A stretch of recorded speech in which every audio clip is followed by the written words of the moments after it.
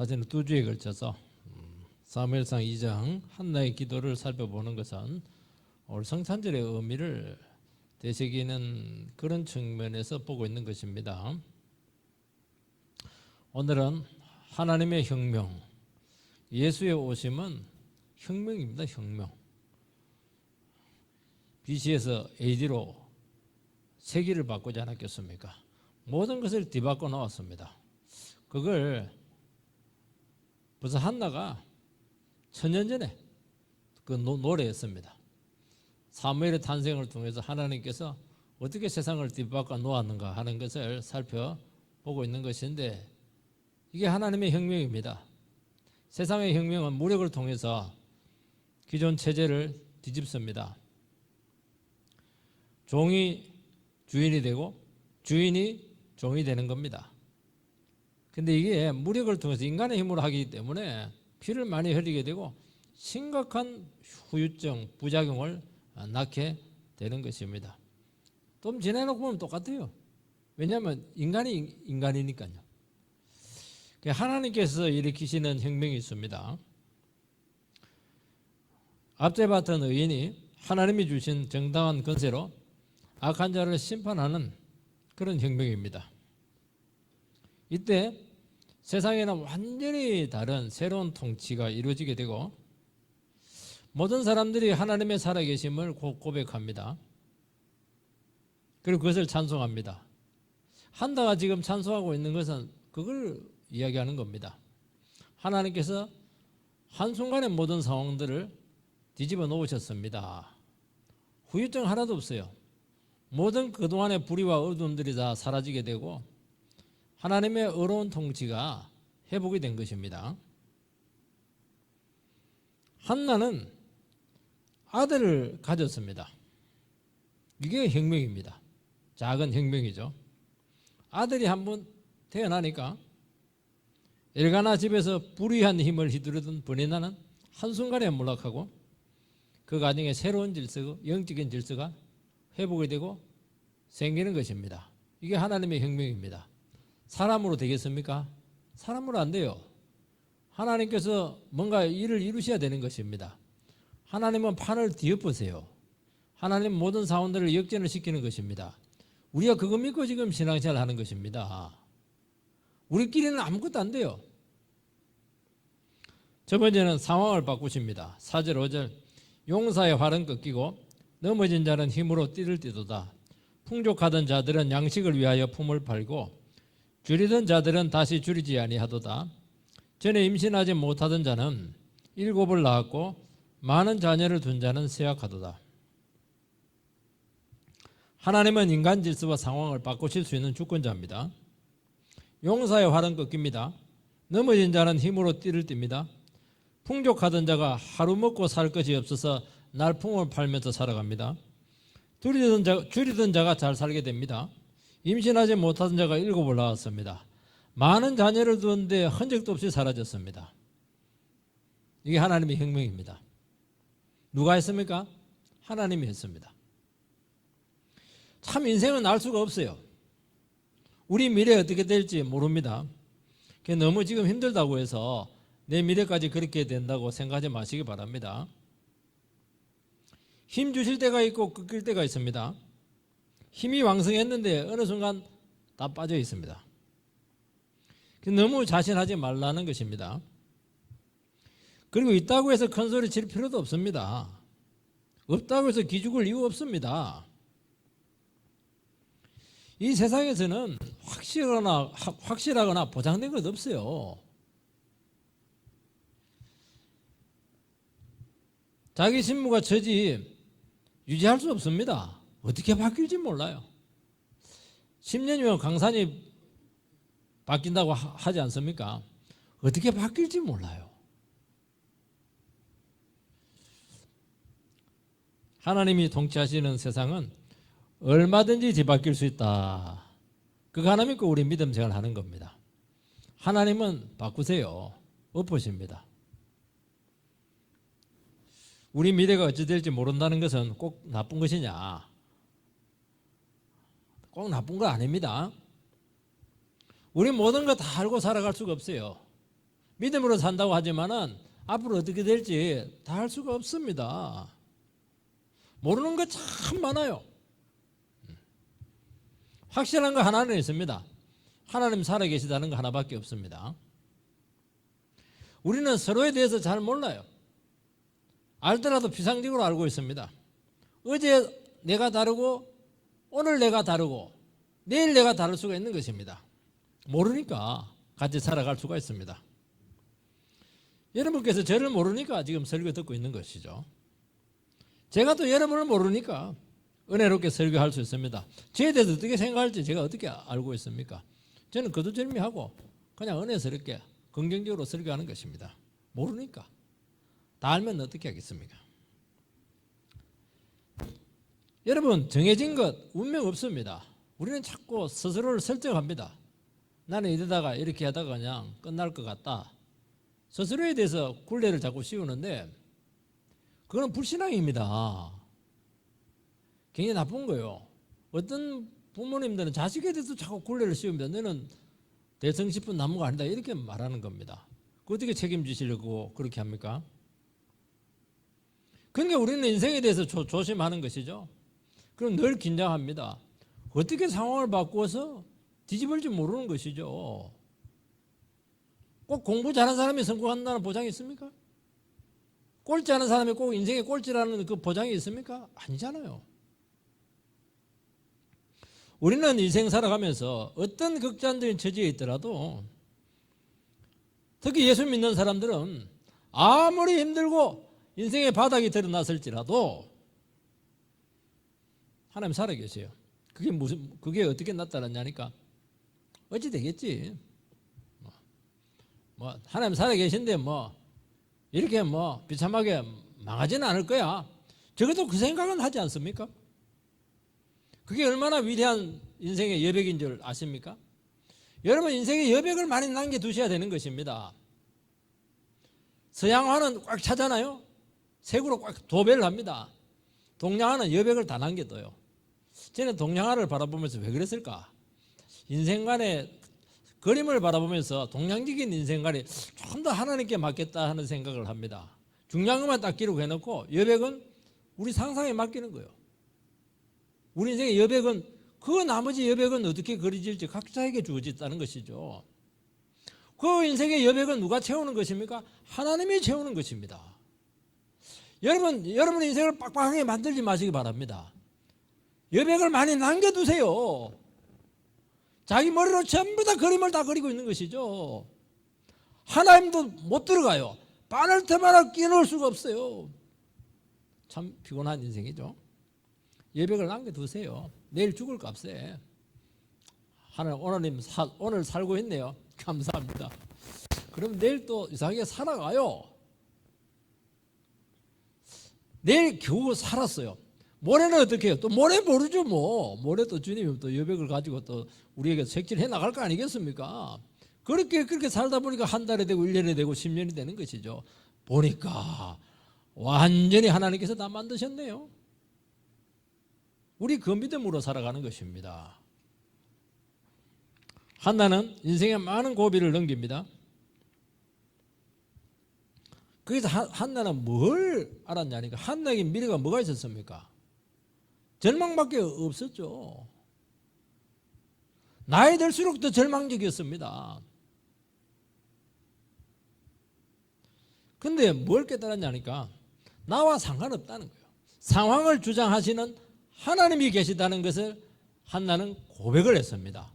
여러분 나이 많으세요? 아니면 너무 돈이 없으세요? 고백하세요. 내 상황하고 상관없습니다. 여러분 상황을 주장하시는 분은 하나님이세요. 어떻게 바뀔지 모르다니까요. 여러분 일어나는 모든 일에 대해서 하나님과 무관한 것 없습니다. 참새 한 마리도 그냥 팔리는 것 없다고 하지 않았겠습니까? 여러분 인간의 힘이 결코 안전하거나 보장을 주지 못합니다. 여러분 너무 힘 믿지 마시기 바랍니다. 여러분의 계산은 그 믿을 필요 없어요.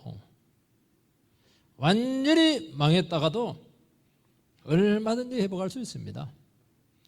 망한 것이 기회가 되어서 더 생각지도 못한 놀라운 인생으로 이끌림 받는 거 우리는 너무나 많이 알고 있습니다. 어찌 될지 몰라요. 어찌 될지 몰라요. 다 가지고 있습니까? 믿지 마세요. 한 방입니다. 한 방. 한순간에 없어질 수 있습니다. 그 말은 뭐냐니까 그거 믿지 말라는 겁니다. 여러분, 우리 인생 가운데서 너무나 많은 불안정성의 요인들을 가지고 있습니다. 주님께서 그 가운데서 말씀하려고 하는 것은 뭐냐, 확실한 거 하나가 있는데 하나님밖에 없다. 지금 그 얘기를 하고 있고 한다는 지금 그것을 지금 노래하고 있는 것입니다. 자식을 전혀 놓을 수가 없었죠. 자기도 알았어요. 아무도 낳을 수 없다고 생각합니다. 만약에 본인나가 한나가 조금이라도 아기를 놓을 수 있을 기미가 있다 그러면은 그렇게 심하게 못 나옵니다. 그런데 7을 낳았습니다. 이거는 한나 개인의 체험 고백입니다. 한나가 지금 이 찬송을 할 때 사무엘 하나를 딱 낳았습니다. 근데 7은 언약적인 축복입니다. 기도로 하나님이 태를 여셔서 자녀를 낳았다는 것입니다. 사무엘 자신이 엘인지, 엘이 하나님이거든. 삼이 뭐냐, 들었다는 겁니다. 기도했다는 거예요. 사무엘의 뜻이 뭐냐니까 기도에서 얻은 아들이라는 뜻입니다. 하나님께서 듣고 주셨다는 겁니다. 그러니까 한나는 이 아이 탄생한 것은 뭐 부부 관계에서 온 게 아니에요.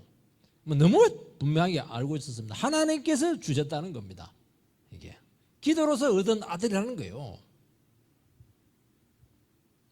하나지만 7처럼 완전하다는 것입니다. 여러분, 자식 많다고 해서 그게 뭐 다 복이 되는 줄 아십니까? 룻 같은 여성은 10아들보다 나은 며느리, 그렇게 축복받습니다. 10아들보다 며느리 하나 잘 두는 게 훨씬 더 낫다는 거예요. 그건 아들이 다 죽었잖아요. 그거. 이게 인생 승리의 비결이라고 말씀하고 있습니다. 많은 자녀를 둔 자는 그냥 자식을 많이 낳은 겁니다. 자식을 많이 낳은 거예요. 그냥 이것이 보장해 줄 수 있는 것이 있습니까? 없습니다. 언약의 축복을 받는 그 자식이 확실한 것이죠. 짐 안 내면 다행이죠. 그렇다는 게 이게. 과거에 딱 3가지가 힘의 원천입니다. 권력이 있어야 되고 부가 있어야 되고, 지금하고 다르게 자식이 너무 중요했습니다. 딱 3가지. 권력, 부, 자식. 이 3가지가 있어야 됩니다. 그래서 수단과 방법을 가리지 않고 권력, 부, 자식, 이것을 가지려고 했습니다. 그리고 한번 딱 소유했다, 끝까지 지키려고 합니다. 정견육책이 왜 나옵니까? 부를 끝까지 유지하겠다는 거예요. 왜 잘 사는 사람끼리, 힘 있는 사람끼리 결혼합니까? 카르텔을 형성해서 결혼 결속력을 통해서 유지하기 위한 수단이지 않겠습니까? 꼭 사랑해서 합니까? 이 사회 구조를 그들 중심으로 만들기 위해서 그렇게 하는 것입니다. 자꾸 이제 좌파 정권이 오고 이렇게 하면은 주류 세력을 자꾸 교체하겠다, 그 얘기를 많이 하는 것입니다. 강남, S대, 이런 다 주류 세력으로 보는 거예요. 공격을 하는 거예요. 대기업 이런 거 공격을 하는 겁니다. 주류 세력을 교체하겠다는 겁니다. 주류 세력 교체도 그 사람이 주류 세력 때문에 더 문제가 많아요. 그렇게 해서 되는 게 아닙니다. 신분으로 제도적 한계를 딱 끊어놓습니다. 더 못 올라오도록. 자기들만 세상 이권에 있기 위해서 그렇게 다 만들어놨잖아요. 여러분, 힘없는 자는 영원히 힘없이 살아야 됩니다. 가난한 자는 항상 가난해야 됩니다. 우리나라 빈곤층이 중산층이 되는데 평균 150년 이렇게 걸린다는 통계가 나왔습니다. 밟히는 자는 권력자를 대항해서 싸울 수 있습니까? 못 싸웁니다. 여러분, 인간 사회가 허술한 것 같지만 들어가 보세요. 진입 장벽이 너무 높습니다. 뚫고 못 들어가요. 못 올라가는 겁니다. 영국을 가면 영국이 얼마나 민주적으로 잘 돼 있는가. 어린아이들 천국이 돼요. 저는 안 가봤는데 말만 들었습니다. 그런데 막 장벽이 어느 순간 딱 올라가는 순간부터 철두철미하게 장벽이 딱 돼 있어가지고 절대로 못 올라간다는 거예요. 이게 미국이 훨씬 낫죠. 그런 부분에 있어서. 하나님 없이 힘과 부를 가진 자들은 특징이 있습니다. 이 사람들은 욕망 통제가 안 됩니다. 만족을 몰라요. 그 정도 가지면 될 텐데, 그 정도 누리면 될 텐데 그게 안 되는가 봅니다. 권력을 무한히 불리고 무리하게 재산을 늘리다가 이게 무리하면 대가가 있거든요. 한순간에 몰락을 하는 것을 많이 보게 됩니다. 왜냐니까 많은 권력을 가지고 많은 부를 가졌다고 하는 것은 뭐냐니까 그걸 지켜야 되는데 그 윗선까지 올라가 보면 알아요. 이게 얼마나 불안정한지, 이 권력이 얼마나 불안한지. 우리는 통치자를 보면서 저 정도 권력이 있었으면은 편안하게 그냥 정치하다 내려오면 될 텐데 정말 자꾸 속이 좁아지는 같은 모습을 많이 보게 되거든요. 그 자리에 올라가면은 그 권력이라고 하는 것이 얼마나 불안정한가 하는 것을 뼛속같이 느끼는 거예요. 독재자가 그래서 생기는 겁니다. 그거 방비하고 벚꽃치고 자꾸 그냥 그걸 하다 보니까 그냥 독재가 되는 겁니다. 불안해서 그래요. 얼마나 재산이 새어나가는지 보여요. 숭숭 새어나갑니다. 숭숭 새어나가. 그거 어떻게 다 막아요 그거.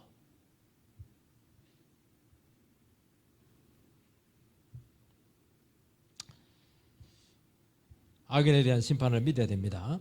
성경에서 악인이라고 하는 것은 포악한 사람이 아니고 하나님 없이 자기 힘으로 살아가는 사람입니다. 악인이 주인이 있는데 주인이 없다는 거예요. 그게 악한 놈 아니겠습니까 여러분? 종이 주인이 있는데 자기가 주인이라는 겁니다. 그게 제일 악한 거잖아요. 종이 주인 돈 빼가지고 가는 것은 그거는 그냥 곤장 몇 대 맞으면 됩니다. 제일 악한 게 뭐냐? 천재를 만드신 주인이 있는데 주인이 없다는 거예요. 내가 주인이라는 거예요. 그게 제일 악한 겁니다. 그게 맞는 거예요. 악인이라는 게 맞는 겁니다. 이게. 그 사람이 무슨 짓을 하겠습니까? 그 사람은 뭘로 통제를 하겠습니까? 통제가 안 되는 거예요. 그게. 세상의 모든 좋은 것은 악인들이 차지할 것 같고 나에게 돌아올 목 없을 것 같습니다. 이게 성도들의 위기입니다. 이들과 대항하고 경쟁하면 싸움이 됩니까? 안 됩니다. 이 사람들은 평생 그것만 연구합니다. 절대로 안 되게 돼 있고 있는 것마저 잃을 가능성이 많습니다. 그래서 할 수 있으면 피하고 상종하지 않아야 피해를 줄일 수가 있습니다. 내 힘으로 바로잡겠다. 되겠어요? 어부들로 나가면 화를 자초합니다. 건드리지 마세요. 일부러 자극할 필요 없습니다. 크리스찬들은 여러분 잘 명심해야 돼요. 딱 봐가지고 이 사람은 상종이 안 되겠구나. 이제 악이다 싶을 때는 자극을 하면 안 돼요. 자극하면 그 확한 본성들이 나타나거든요. 그러면 그걸 그대로 뒤집어 쓰는 겁니다. 자세를 낮추고 있으시기 바랍니다. 그러면 어떻게 하느냐? 기고만장해져요. 교만한 자는 막 더 교만해지고 하늘 끝까지 올라갑니다. 그리고 딱 망합니다. 하고 싶은 대로 그냥 놔두세요. 그럴수록 심판만 앞당길 뿐입니다. 이거 못 믿으면 우리 이 세상 못 살아갑니다. 왜냐하면 주인이 하나님이시거든요. 하나님은 악한 자를 더 악하게 만드십니다. 그들이 얼마나 치사한지, 그들이 얼마나 더러운지, 그들이 얼마나 치졸한지 모든 것이 일일이 다 드러나도록 하십니다. 교만한 자로 하여금 마음껏 갑질하게 놔두세요. 그 교만이 얼마나 구역질 나는지 주님께서는 다 드러내십니다. 일정한 때가 되면 한순간에 심판합니다. 그래서 성도들은 뭘 해야 되느냐? 그들이 모든 것을 가지고 있고 그들이 주도권을 쥐고 있는 것처럼 보일 때 위험한데 자꾸 손을 잡으려고 합니다. 그냥 뭔가 얻을 수가 있거든요. 손잡지 않아야 됩니다. 왜냐하니까 어차피 멸망당하기로 예정되어 있기 때문에 그 손잡고 있으면은 하나님께서 악인을 심판할 때 우리까지 심판한다니까요. 망할 수 있는 것입니다. 어려운 대로 참고 견디면 오늘 한나가 얘기했잖아요. 언젠가는 높여주시고 풍성하게 하시고 힘있게 하시고 인생의 주도권을 주신다고 말씀하셨습니다. 악한 자, 교만한 자는 우리 영적인 입장에 봤을 때는 도리어 필요해요. 왜냐하면 우리의 믿음과 중심을 달아보는 시험대입니다. 그래서 너무 주위에 나를 힘들게 하는 그런 사람이나 어떤 세력이 있게 될 때 그걸 이상하게 보지 마시기 바랍니다. 아, 하나님 내 믿음을 지금 가름하고 있구나. 그렇게 하고 우리 중심을 자꾸 되돌아보면 되는 것입니다. 두 번째는 인생에 대한 하나님의 주권입니다. 6절 7절 여호와는 죽이기도 하시고 살리기도 하시며 수월에 내리기도 하시고 거기에서 올리기도 하시는도다. 여호와는 가난하게도 하시고 부하게도 하시며 낮추기도 하시고 높이기도 하시는도다. 하나님을 네 가지로 지금 묘사합니다. 첫 번째는 생사의 주관자십니다. 죽이기도 하고 살리기도 합니다. 죽고 사는 것이 우리에게 없습니다. 오래 살고 싶어도 안 되고 일찍 죽고 싶어도 기다려야 됩니다. 사람들은 죽는다는 사실은 알지만은 실제로 막상 살아갈 때는 죽음을 인식하지 않고 살아갑니다. 진짜 죽음이라고 하는 것이 실제라고 한다면은 우리가 천년만년 살 것처럼 욕심 부리거나 의미 없는 시간과 정력을 낭비하지 않을 겁니다. 삶이라고 하는 것은 욕심을 부리고 살기에는 너무 짧다고 성경에서는 말합니다. 시편 90편에도 나오잖아요. 잠깐이라는 거예요. 잠깐. 강건해도 인생 70이고 강건해도 80이라고 말씀하고 있습니다. 바람처럼 지나간다고 말씀하고 있습니다. 사랑하고 살기에도 턱없이 부족하다는 것이죠. 그래서 인생의 종착역에서 꼭 이런 고백을 합니다. 내가 이렇게 죽을 줄 알았다면, 죽으면 이렇게 빨리 올 줄 알았으면 좀 가까운 가족들을 더 사랑하고 주위에 있는 사람들에게 더 마음을 열고 사랑하면서 살 텐데 나만을 위해서 살다가 보니까 너무 후회가 된다. 그 고백을 다 하는 겁니다. 그게 허무하다는 게, 그게 허무하다는 게 비었다는 거잖아요. 열심히 살았는데 남는 게 하나도 없어요. 왜 남는 게 하나도 없습니까? 자기만을 위해서 욕심을 부려서 살았기 때문에 남는 게 없거든요. 하나님은 사랑한 거, 믿음으로 산 것만 이렇게 남겨두십니다. 두 번째는 서울에 내리기도 하시고 올리기도 합니다. 하나님은 비참한 자리에 내동댕이 치기도 하시고 존귀한 자가 되기도 합니다. 원래 존귀한 자가 있고 비천하게 태어난 자가 있습니다. 다 하나님께 달려있다는 겁니다. 왜 나는 흙수저야? 저 친구는 왜 금수저야? 출발이 너무 다르잖아요. 금수저하고 흙수저는 하늘과 땅 차이입니다. 100m 달리기 하는데 금수저는 한 50m 앞에서 달리는 겁니다. 흙수저는 그냥 그 출발선상 뒤에 있으니까 죽으라고 뛰어도 절대로 그 커버가 안 돼요. 안 되는 겁니다. 출발 자체가 달라요. 왜 그렇습니까? 하나님 불공평하네요. 그러지 말라는 거예요. 그것도 하나님 손에 달려있다고 말씀하고 있습니다. 일부러 애써서 유명해지려고 할 필요 없고 앞서려고 하지 마시기 바랍니다. 하나님은 마음만 먹으면 유명하게 하십니다. 걱정하지 마세요. 하나님 마음 먹으면 하세요. 한순간입니다. 텔레비에 나오는 거 한순간이에요. 그거. 세 번째는 재물에 대한 주권입니다. 가난하게도 하시고 부하게도 하십니다. 여러분, 돈이라고 하는 것은 벌고 싶다고 해서 되지 않습니다. 돈이 모여줘야 돼요. 아무리 모으려고 해도 하나님이 도와주지 않으면 안 됩니다. 100원 벌었는데 200원 나가버리면 어떻게 해요? 안 되는 겁니다. 우리나라 말도 버는 거 자랑하지 말고 그 말 있잖아요. 장사가 잘 될 때는 시간이 없어요. 이상하게 잘 됩니다. 그래서 잘 되는구나. 가게를 더 넓히면 더 잘 되겠지. 이상하게 손님이 안 와요. 참 이거 보면 참 신기해. 흐름한 그 집이 훨씬 나은 거예요. 그게 하나님 축복한 땅인데. 여러분 돈 버는 것도 전부 다 하나님의 축복입니다. 나는 내가 뭐 상업술에 뛰어나서 뭐 돈 잘 번다고 이렇게 하는데 기회를 잘 잡은 것이고 그 모든 것이 하나님 손 안에 있다고 말씀하고 있는 것입니다. 그래서 일부러 애써서 모으려고 하지 마십시오. 그리고 써야 될 때 팍 쓰라는 겁니다. 이걸 잘해야 돼요. 왜냐하면 필요하면 주님께서 얼마든지 모이게 하신다는 것입니다. 이걸 믿으시기 바랍니다. 이걸 못 믿으면 돈에 벌벌벌벌 뜹니다. 많이 가지면 여유 있을 것 같아요? 아닙니다. 돈이 없으니까 어차피 없으니까 여유 가지는데 아니거든. 사람은요 99원 있으면 100원 되기를 원해요. 아니 10원 있으면 신경도 안 쓰거든요. 근데 99원이니까 100원 만들고 싶은 거예요. 이게 참 사람은 그래요. 이게 들지 마세요.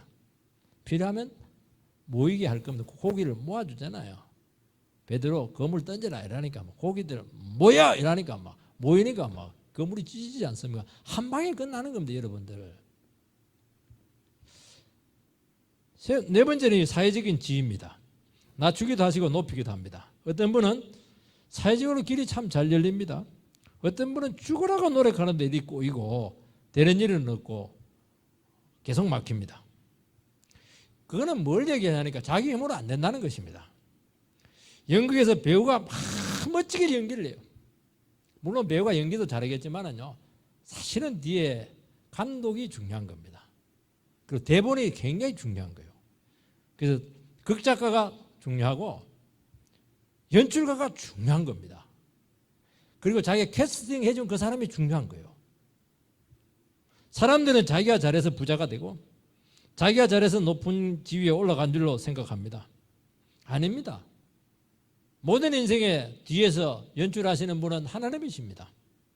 하나님이 하십니다. 여러분 인간 사회에서 여러분들이 정말 중요하게 여기는 것들 많이 있잖아요. 이거는 인간의 손에 달려있는 것이 아닙니다. 하나님께 달려 있습니다. 그걸 지금 이야기하고 있는 것입니다.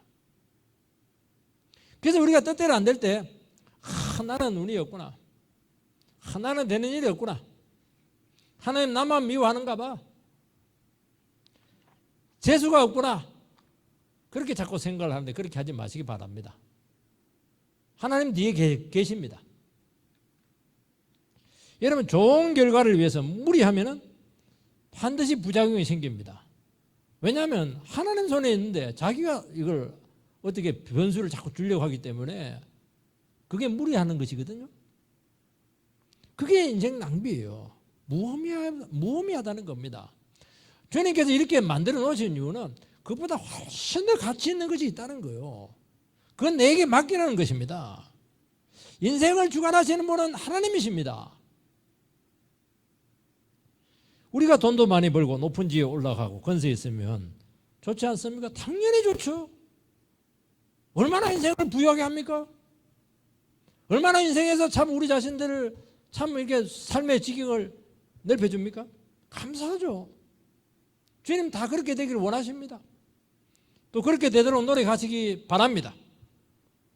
그러나 성경에서 말하고 있는 것은 이것도 중요하지만 이게 전부는 아니라는 것입니다. 여러분 연극에서 주연은 딱 한 사람입니다. 모두가 주연하면 어떻게 해요? 조연도 있어요.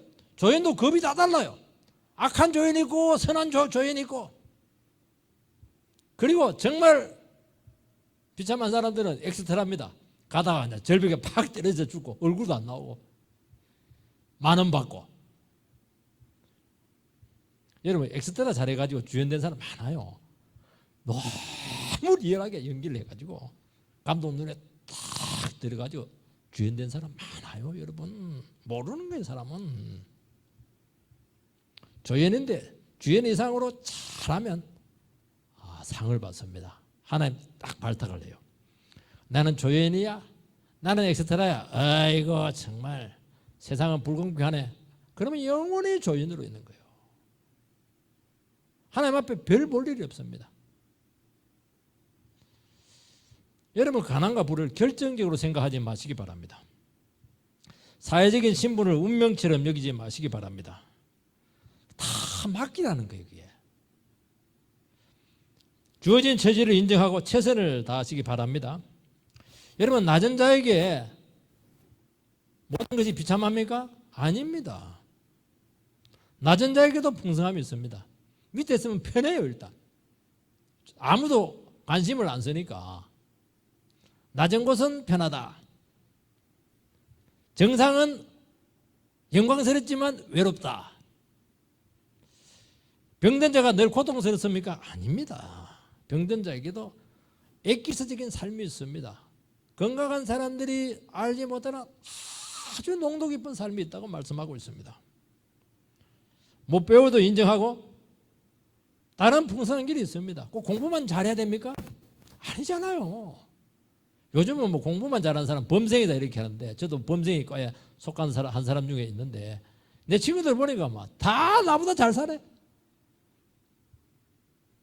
아니에요. 여러분들, 인생은 너무 다양하고 풍성하고 하나님은 너무 크세요. 너무 크세요. 여지가 너무 많아요. 너무 많아요. 그래서 너무 졸업당 딸에다가 인생 낭비한 사람 많습니다. 그 졸업장 닦고 뭐 하려고 그럽니까? 그거 써먹지도 못하는데. 여러분, 삶을 되돌아보면 우리는 정말 쓸데없는 일에 분주했다는 것을 깨닫습니다. 여러분, 삶의 조건은 어찌할 수 없는 것이 참 많습니다. 이건 우리에게 주어지는 거예요. 대부분 많이 주어집니다. 그래서 그 처지에 너무 신경 쓰지 말라고 말씀하고 있습니다. 그 조건에서 찾아라는 거예요. 하나님이 뭘 기뻐하실까? 어떻게 영광을 돌릴 수 있을까? 많은 믿음의 비밀이 있다는 것입니다. 그걸 찾는 사람이 하나님 앞에 성공한 사람입니다. 왜냐하면 이 삶이 왜 중요하냐니까, 이거는 이 세상에 없는 것이거든요. 이 처지에서 하나님과 함께 성공적인 삶을 살아냈다. 이거는 나만이 가지고 있는 특별한 노하우고 어느 누구도 흉내낼 수가 없는 거예요. 그거는 너무 독특한 거예요. 영원히 주님께 영광이 될 수가 있는 것입니다. 불리한 조건이세요. 불리한 조건이면 훨씬 더 유리하다는 거예요. 유리한 조건이세요. 2배, 3배로 노력하세요. 그래야 똑같은 겁니다. 찾으라는 겁니다. 하나님은 공평하십니다. 절대로 한두 사람에게 모든 것 다 주지 않았습니다. 저에게 돈도 주고 머리도 주고 힘도 주고 사람도 주고 찬송도 주고 모든 능력 다 주면 뭐 하려고 제가 있습니까? 내 혼자 다 해버리죠. 성도들이 필요한 거예요.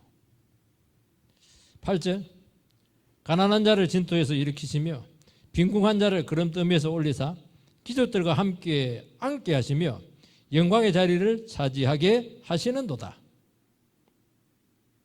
고난은 해석이 되면 힘들지 않습니다. 인생의 처지와 고통이 이해가 되고 해석이 되면은 이게 한번 이게 막잡들일 수가 있습니다. 그런데 이게 이해가 안 되니까, 해석이 안 되니까 엉키고 꼬이고 뒤집어지는 것입니다. 수험생은 왜 공부해야 되는가 하는 것이 이해가 되니까 밤새워서 공부하는 것입니다. 운동선수는 왜 땀을 흘려야 되는가 하는 이유가 발견이 되었기 때문에 그렇게 열심히 훈련을 하는 것입니다. 이유가 있잖아요. 해석이 되었잖아요. 우리의 처지와 고통이 이해가 안 되고 해석이 안 된다는 것 자체가 진정한 고통입니다. 우리는 물리적인 고통을 고통이라고 생각하는데 아니에요. 그런 주어진 처지에서 왜 나에게 이런 고통이 왔는가, 그걸 모르는 것이 고통이라니까요. 그거 얘기하는 것입니다. 그거는 하나님께 가야 되는 것입니다. 자기 머리로 풀 수가 없어요. 왜냐하면 우리 인생의 주권자는 하나님이시거든요. 하나님께 물어봐야죠. 왜 나를 이렇게 힘들게 했습니까? 하나님, 왜 나를 불구자로 만드셨어요? 난 왜 가난한 집에 태어나겠습니까? 왜 공부 못하겠어요? 물으세요.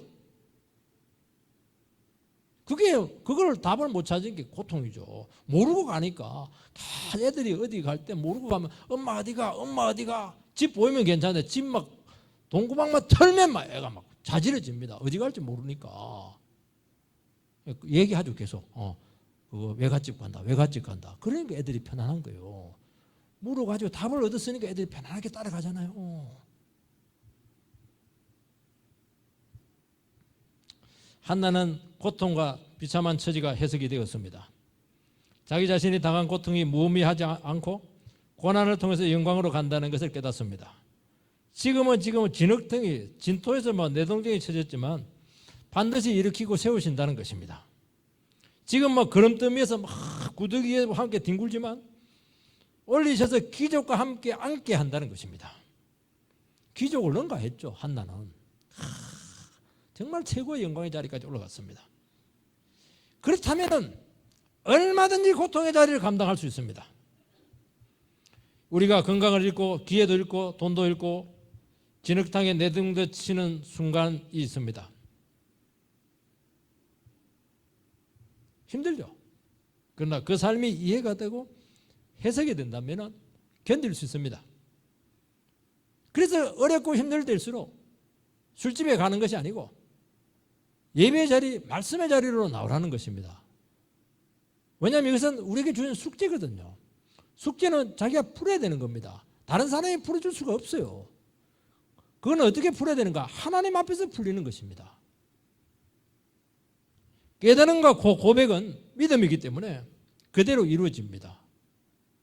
그래서 믿는 자에게는 능치 못함이 없느니라.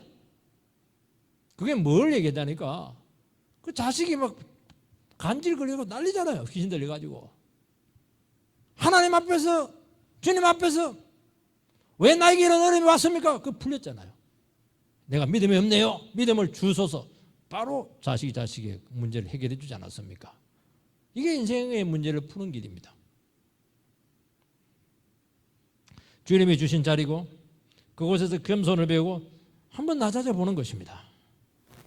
돈 주고 살 수 없는 인생의 자리입니다. 등록금 안 주고 인생 공부하는 자리입니다. 여러분 안 가죠? 내쳐버리니까 그런 그냥 진흙탕에 던져버리니까 거기서 뒹굴다 보니까 그냥 인생 공부하는 겁니다.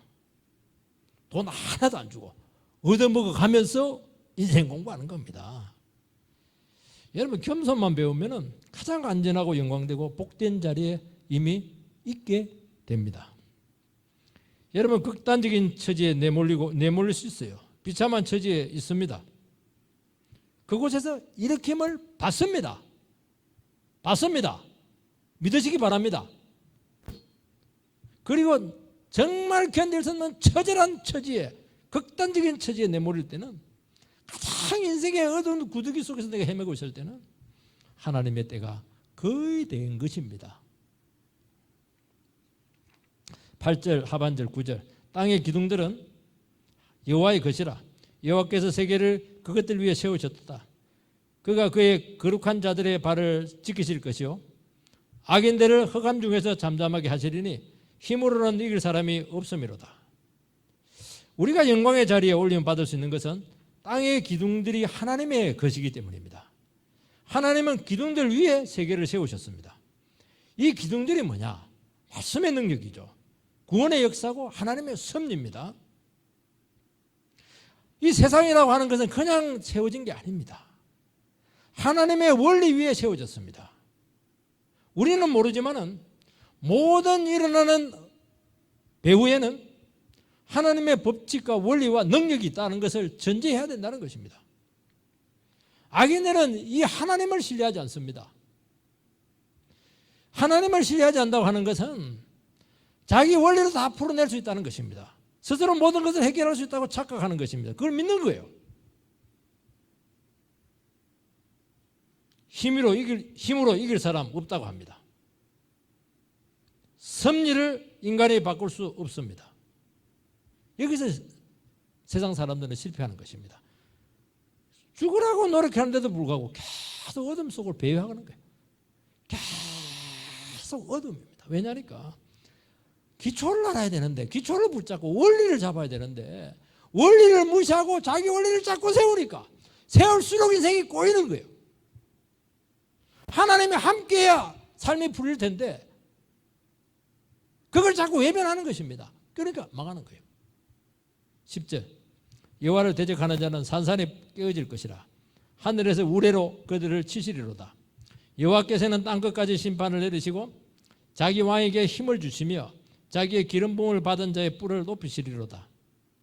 세상 악과 싸우시는 분은 기름 부음 받은 자들입니다. 하나님의 통치와 임재를 나타내도록 선택된 사람입니다. 사무엘, 다윗, 궁극적으로 예수 그리스도입니다. 주님은 반드시 악한 자를 내리치시며 믿음을 지키는 자에게 승리를 주십니다. 11절, 엘가나는 라마의 자기 집으로 돌아가고 그 아이는 제사장 엘리 앞에서 여호와를 섬기니라. 아들 사무엘을 엘리 제사장에게 맡기고 엘가나는 집으로 돌아갑니다. 엘리는 나이가 많고 제사장이지만 영성이 많이 떨어졌습니다. 한나는 엘리에게 사무엘을 맡기지만 하나님께 맡깁니다. 어린 사무엘이 엘리 앞에서 여호와를 섬긴다고 말씀하고 있습니다. 인간 앞이지만 하나님 앞에서 살아간다는 것입니다. 우리가 사람과 관계를 맺고 섬깁니다.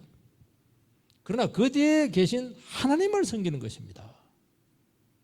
이게 권위죠. 권위. 왜 우리가 고개를 숙입니까? 그 사람이 나보다 잘났기 때문에 고개를 숙이는 거 아니잖아요. 그분 뒤에 계신 하나님 때문에 고개를 숙이는 것입니다.